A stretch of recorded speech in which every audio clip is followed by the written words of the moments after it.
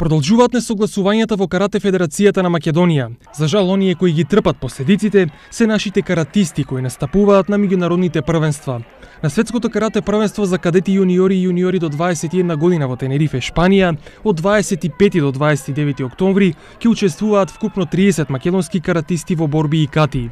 Она што за дел од клубовите е спорно е тоа што Федерацијата ги делегирала само тренерите на репрезентациите, а не и клубските тренери чии каратисти ќе настапат во Шпанија. Таквата одлука предизвика дополнително незадоволство, а следува по неколку месечните недоразбирања околу покривањето на трошоците на македонските репрезентативци. Сега дел од клубовите најавуваат дека ќе превземат мерки против раководството на Федерацијата, кое, како што велат, работи против интересите на македонската карате репрезентација.